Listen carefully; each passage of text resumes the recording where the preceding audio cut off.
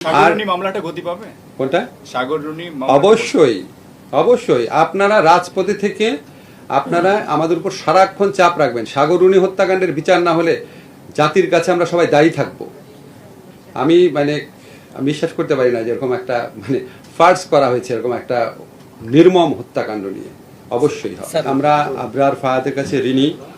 আমাদের অনেক রাজপথের আন্দোলনের প্রেরণা ছিল আবরার ফাহাদের যে আত্মাহুতি। শ্রদ্ধার সঙ্গে আমি জুলাই হত্যাকাণ্ডে যারা আছে যেহেতু মনে করিয়ে দিলেন, সবার নামের সাথে সাথে আবরার ফাহাদ সহ এই গত 15-17 বছরে যারা নিহত হয়েছেন, গুম হয়েছেন, আপনার মুশতাক ছিলেন মানবাধিকার কর্মী, সবার নাম মনে পড়ছে না, সবার প্রতি শ্রদ্ধা জানাচ্ছি। ওনাদের প্রতি আমাদের দায় রয়েছে হত্যাকাণ্ডের বিচার করা। আবরার হত্যাকাণ্ডের ব্যাপারে তো ইতিমধ্যে বিচার প্রক্রিয়া অনেক দূর অগ্রসর হয়েছে, সেটাকে সম্পন্ন করার জন্য চেষ্টা করব। এই সমাজের রন্ধ্রে রন্ধ্রে বৈষম্যের বীজ এই সদ্য বিদায়ী সরকার রোপণ করে গেছে। এই বৈষম্য এত সর্বব্যাপী, এত ডিপলি রুটেড, এটা আইডেন্টিফাই করা কি বলবো, এটা আইডেন্টিফাই করার কিছু নাই।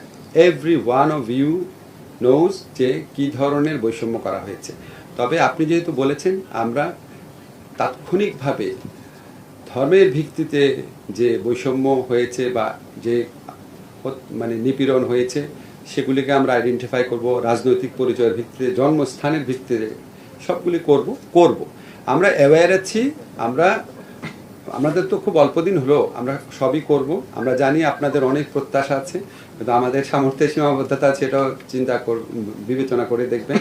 আর আপনাদেরকে সবাইকে একটা জিনিস বলি, আমি নিজে একসময় সাংবাদিক ছিলাম। আমি জানি আপনারা কত চাপের মধ্যে সাংবাদিকতা করেছেন। এর মধ্যে অনেকে অনেক সাহসিকতার সাথে সাংবাদিকতা করেছেন, অনেকে পারেন নাই করতে, অনেকে ইচ্ছা করেই সাংবাদিকতা করেননি। সাবেক প্রধানমন্ত্রী এবং সরকারের স্থাপকতা করেছেন, কিন্তু এদের সংখ্যা বেশি না।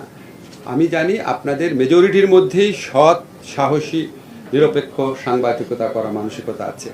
এখন তো মুক্ত সময়, আমরাও যদি কোনো ভুল করি, আপনারা উইথ গুড ইন্টেনশন আপনারা আপনাদের সর্বোচ্চ মেধা এবং আন্তরিকতা প্রয়োগ করে আমাদের জন্য একটা ওয়াচডগের ভূমিকা পালন করবেন।